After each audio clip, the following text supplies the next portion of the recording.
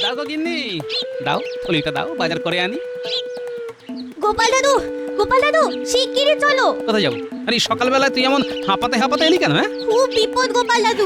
কাল দুপুর থেকে পুচকের খুব জ্বর। শেষ রাত থেকে ওর ঘাড়টা কেমন শক্ত হয়ে গেছে। সে কি রে? পুচকের কোনো জ্ঞানও নেই। চলো চলো, একবার আমাদের বাড়ি চলো। বাবা একদিন হলো শহরে গেছে, মা তাই খুব কান্নাকাটি করছে। তাহলে তো খুব বিপদ। চল তো দেখি। গিন্নি আমি আসছি। তুমি এগো, আমি ঘর দোর বন্ধ করে আসছি। চল চল চল।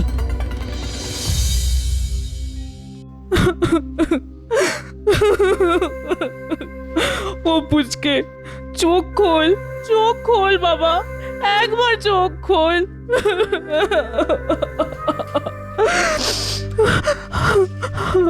কি হয়েছে পুচকে? দেখো না গোপাল দাদা, কাল দুপুর থেকে হু হু করে জ্বর বাড়তে লাগলো। কত জল পট্টি দিলাম, কতবার মাথা ধুইয়েছি, কিন্তু কিছুতেই কিছু হয়নি। এরপর শেষ রাত থেকে হাত পা ঘাড় কেমন শক্ত হয়ে যাচ্ছে।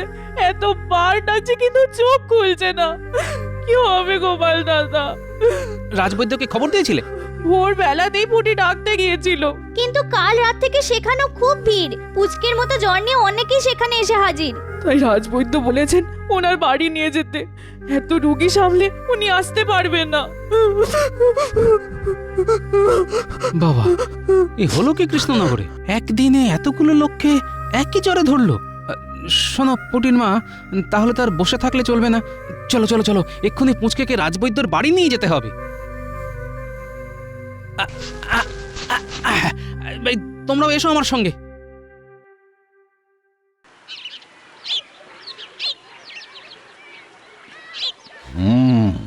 বাড়ির লোক কে আছো?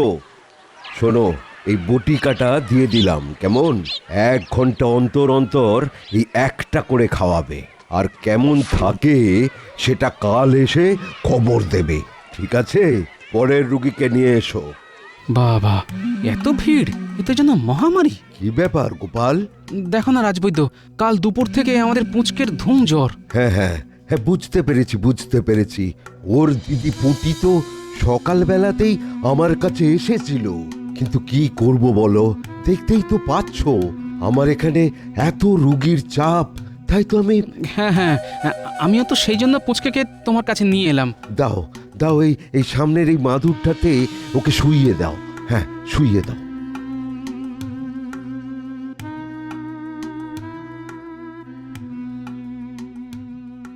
কি ব্যাপার? গোপাল না হয় রোজ রাজসভায় আসতে দেরি করে, কিন্তু রাজবৈদ্যের আজ আবার কি হলো?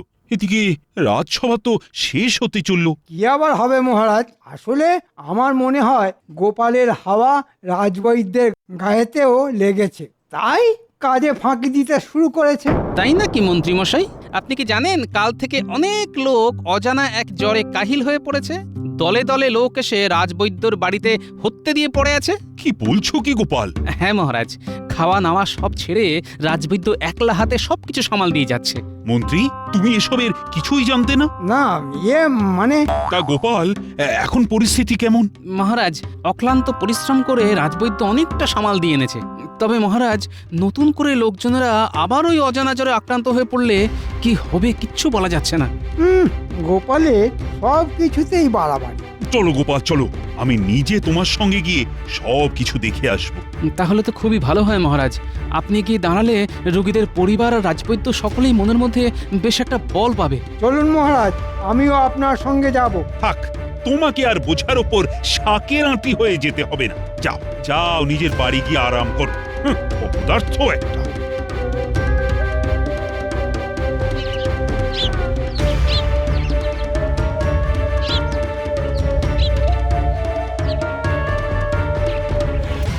কিরে কিরে দাদু ভাই, এখন কেমন লাগছে? গোপাল দাদু কোথায়? এই তোর মতো অনেকেই তো জ্বর নিয়ে রাজবৈদ্যর বাড়ি গেছে। তোদের দাদু তাই সেখানেই থেকে গেছে। নে পুচকে, এই ওষুধটা খেয়ে নে। আমার খুব খিদে পাচ্ছে, আমি মাছের ঝোল দিয়ে একটু ভাত খাবো। খাবি দাদা, খাবি। সোনা মুখ করে আজকের দিনটা দুধ সাবু আর ওষুধ খেয়ে নে। জ্বর একেবারে ছেড়ে গেলে কাল তোর দাদুকে বাজার পাঠিয়ে আমি নিজের হাতে তোর জন্যে মাগুর মাছের ঝোল রেঁধে নিয়ে আসবো। হ্যাঁ, শুনলি তো, তোর দিদা মাগুর মাছের ঝোল রেঁধে নিয়ে আসবে, আর সেইটা খেতে গেলে জ্বরটা তো পুরোপুরি সারিয়ে ফেলতে হবে। আর তার জন্য কি করতে হবে? আবার ওষুধ খেতে হবে? খেতে তো হবেই দাদা। দাও দাও পুটির মা, ওষুধটা খাইয়ে দাও তো দেখি।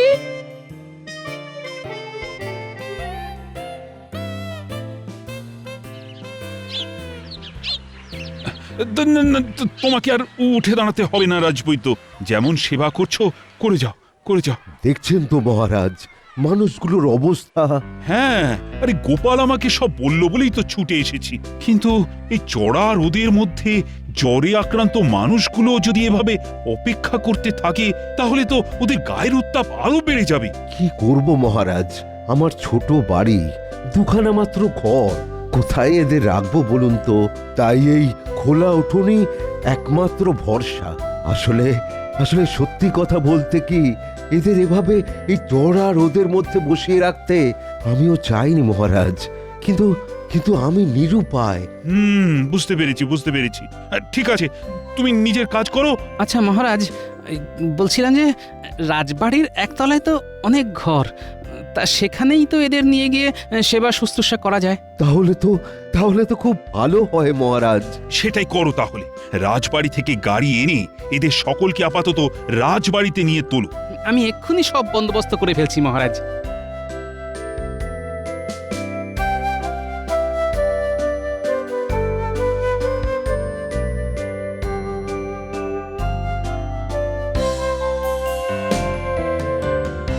এত লোককে গাড়িতে শুইয়ে কোথায় নিয়ে যাচ্ছে বলতো? সামনে আবার গোপাল। ওমা, তুই জানিস না, কাল থেকে তো কৃষ্ণনগরের অনেক লোক অজানা জ্বরে কাহিল হয়ে পড়েছে। সে খবরটা তো জানি, কিন্তু কোথায় চলেছে ওরা? চল চল একবার ওই রাজবৈদ্যকে জিজ্ঞাসা করে দেখি, চল। বৈদ্যমশাই, ও বৈদ্যমশাই। কি?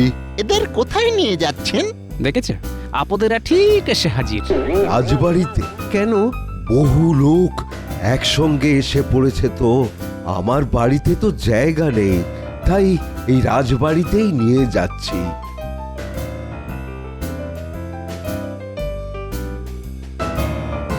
মন্ত্রীমশাই, আপনি এদিকে পায়ের উপর পা তুলে নাচাচ্ছেন, ওদিকে তো অজানা জ্বরে অনেকেই নাচতে শুরু করে দিয়েছে।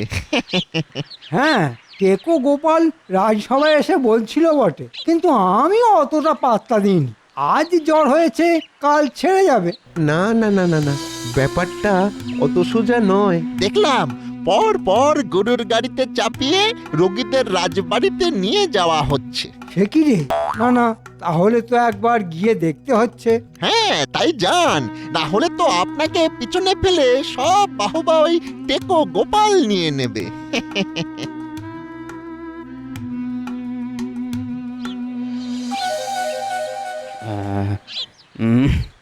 একটু জল জল। তেষ্টা পেয়েছে? দাঁড়া, আনছি। দাঁড়াও গোপাল, দাঁড়াও দাঁড়াও, আমি দিচ্ছি। এই নিন। আপনি আমাকে জল দিচ্ছেন? ওরে, কেন দেবেন না? রানীমা যেমন একদিকে মহারানী, তেমন আমাদের সকলের মা রে। গোপাল তো দেখছি রানীমাকে খুব তোষামোদ করছে। মহারাজ, এসব কি শুনছি? তা চোখের সামনেই তো দেখতে পাচ্ছ। হ্যাঁ, সে তো দেখতেই পাচ্ছি, কিন্তু এদের রাজবাড়িতে এনে তোলা হলো কেন? তাহলে কোথায় তোলা হবে? আসলে ঠাঠা রোদের মধ্যে থাকতে থাকতে এরা আরো বেশি করে অসুস্থ হয়ে পড়তে পারত, তাই এই গোপালের কথা মতো এদের রাজবাড়িতে এনে তোলা হলো। এটা কিন্তু খুব খারাপ হলো। ঘুম করে সাধারণ প্রজাদের রাজবাড়িতে আনা কিন্তু খুব অন্যায় হলো। আরে বাবা, রাজবাড়ি তো আর ধর্মশালা নয় যে যাকে তাকে আশ্রয় দিতে হবে। কি রাজবাড়ি করছো বলো তো? মনে রাখবে, সাধারণ প্রজারা আছে বলেই রাজা আছে, আর রাজা আছে বলেই তো রাজবাড়ি। তা বিপদে আপদে এরা রাজবাড়িতে আশ্রয় পাবে না তো কোথায় পাবে? তোমার বাড়ি। না, মানে তাই কাজের সময় অযথা ফুট না কেটে নিজের কাজে যাও। ব্যাস। খুব বড় রকমের একটা ভাড়া কাটলো। সে তো বটেই। ঠিক সময় মতো হাল না ধরলে অজানা ওই জ্বর কিন্তু মহামারীর আকার নিতে পারত। তবে আজ যে আপনি চিন্তামুক্ত, তার সব কৃতিত্বই কিন্তু আমাদের রাজবৈদ্যের। দিন রাত এক করে শুধু চিকিৎসা করে গেছে। হ্যাঁ, সে তো বটেই। তবে আমি একটা অন্য কথা ভাবছি। কি কথা মহারাজ? ভাবছি ভবিষ্যতে যদি আবার এইরকম একসাথে অনেক লোক অসুস্থ হয়ে পড়ে, তাহলে তারা একসাথে থাকবে কোথায়, আর চিকিৎসাই বা পাবে কি করে? আমিও সেই কথাই ভেবেছি। বারবার তো আর সকলকে রাজবাড়িতে এনে তোলা যায় না। তাহলে একটা কাজ তো করা যেতেই পারে মহারাজ। কি কাজ? কৃষ্ণনগরে একটা স্বাস্থ্য কেন্দ্র গড়ে তুললে কেমন হয়? ধরুন কটা ঘর, তাতে কিছু শয্যা থাকবে। বাহ বাহ, অসুস্থ মানুষেরা সেখানে আশ্রয় পাবে। ওষুধ, সেবা, পথ্য, শুশ্রূষা সবই পাবে একই ছাদের তলায়। এর থেকে ভালো আর কিছু হতেই পারে না গোপাল। আর আমার বাবার নামে এই স্বাস্থ্য কেন্দ্রের নাম দেব রঘুরাম রায় স্বাস্থ্য কেন্দ্র। নাও গোপাল নাও, কাল থেকেই একটা ভালো জমি দেখে এই স্বাস্থ্য কেন্দ্রের কাজ শুরু করে দাও। কিন্তু স্বাস্থ্য কেন্দ্র তৈরি করতে তো বিস্তর খরচ লাগবে। যা লাগবে রাজকোষ থেকে দেওয়া হবে। কিন্তু পরের মাসেই যে নবাবকে খাজনা দিতে হবে, তাই এখনই রাজকোষ থেকে অনেক টাকা খরচ করে দিলে খাজনা দেবেন কি করে? সেটাও একটা সমস্যা বটে। আমার মাথায় একটা বুদ্ধি এসেছে। এসেছে? তাহলে বলে ফেলো। আমি বলি কি, কৃষ্ণনগরে মহারাজের আম বাগানে তো অজস্র আম ফলে। হ্যাঁ, ফলে। আর মহারাজের আদেশ মতো প্রজারা সেই আম খায়। এবার আর খাবে না। পরিবর্তে ওই আম ফল ব্যবসায়ীদের কাছে বিক্রি করে দেওয়া হবে। আমার মনে হয় আম বিক্রি করে যে অর্থ রোজগার হবে, তাই দিয়ে অনায়াসে স্বাস্থ্য কেন্দ্র তৈরি করার কাজ হয়ে যাবে। বাহ বাহ বাহ, খুব ভালো প্রস্তাব। এখন তাহলে রাজকোষ থেকে অর্থ নিয়ে কাজ শুরু করে দেওয়া যাক। পরে আম বিক্রির টাকা দিয়ে রাজকোষের ঘাটতি পূরণ করে দেওয়া যাবে।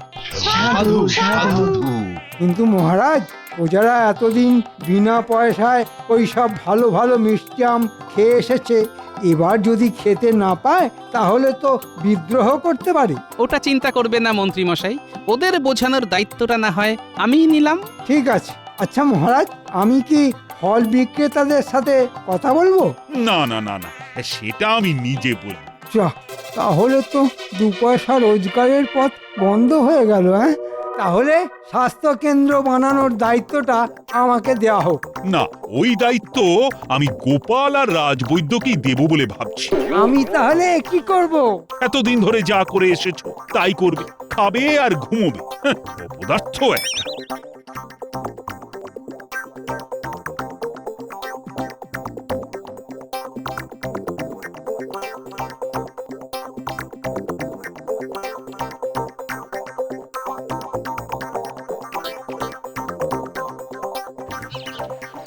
শুনেছিস তো, মহারাজের বাগানের আম খাওয়া এবছর বন্ধ হয়ে গেছে। শুনেছি তো, আর শোনা অবধি মনটা এত খারাপ হয়ে গেছে যে কি বলবো। আহা, কত সব ভালো ভালো মিষ্টি আম। ল্যাংড়া, ফজলি, গোলাপ ঘাস, পেয়ারা ফুলি। ও এই নামগুলো মনে করলেই না জিভে জিভে জল চলে আসে।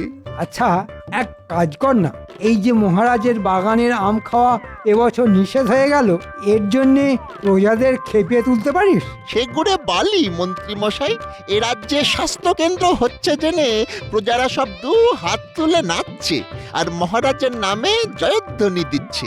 তাই এই সময় ওদের খেপাতে গেলে কি হবে সেটা বুঝতে পারছেন তো। কিন্তু কিন্তু আম না খেতে পারার দুঃখ এখন রাখবো কোথায়?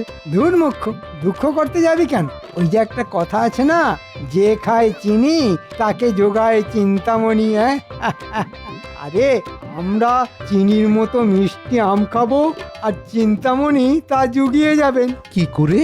রাতে এলেই বুঝতে পারবি। বুঝলে গোপাল, এত তাড়াতাড়ি যে এত বড় একটা কর্মযজ্ঞ শেষ হয়ে যাবে, এটা কিন্তু আমি ভাবতেই পারিনি। আর সবই সম্ভব হয়েছে এই তোমার জন্য। হ্যাঁ, তোমার জন্য। এই কটা দিন তুমি যে কি দৌড়ঝাঁপ করলে, সে আর কি বলবো গোপাল। তোমার মনের মতো হয়েছে তো রাজবৈদ্য? খুব ভালো হয়েছে। হ্যাঁ, খুব ভালো হয়েছে। আর আর সব থেকে বড় কথা, এই কৃষ্ণনগরে একটা স্বাস্থ্য কেন্দ্র তো তৈরি হলো। হ্যাঁ, ভাবো তো, এটা কত বড় একটা পাওনা। গোপাল দাদা, ও গোপাল দাদা, শিগগির একবার রাজবাড়ি চলো, মহারাজ ডাকছেন। মহারাজ ডাকছেন? হ্যাঁ হ্যাঁ, খুবই জরুরি। চলো তো দেখি। তুমি এই দিকটা দেখো, আমি আসছি।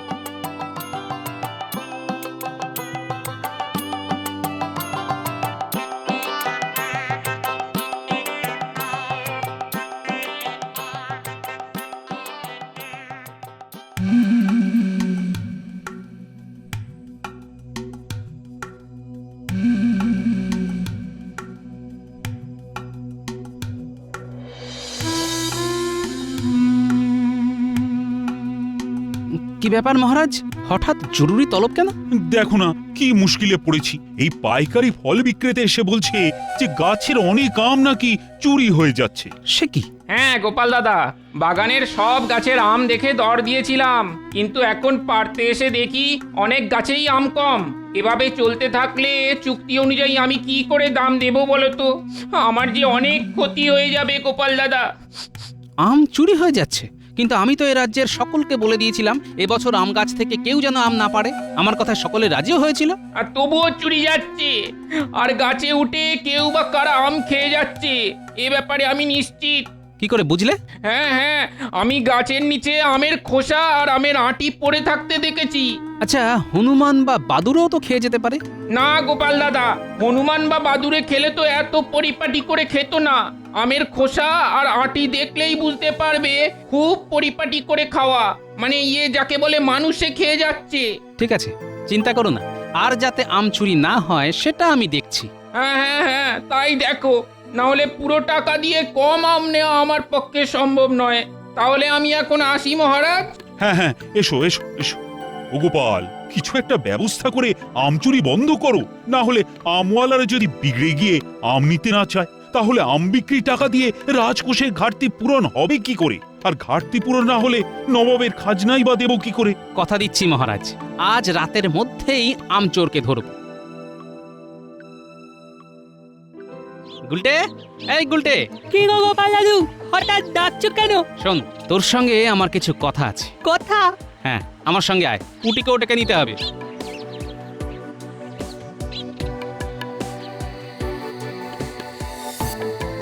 শোন গুলটে, আমাদের এখন পা টিপে টিপে সমস্ত আম বাগানটা ঘুরে দেখতে হবে। কেউ যদি গাছে উঠে আম খেতে আসে, তাহলে তোর ওই গুলতি দিয়ে তার দিকে গুলি ছুঁড়ে মারবি। ঠিক আছে। আর আমি খনা গলায় ভয় দেখাবো, এই তো? আর বাছাধনেরা পালাতে গেলেই খপ করে ধরবো, ঠিক আছে? ঠিক আছে। চল এখন পা টিপে টিপে চারদিকটা দেখি।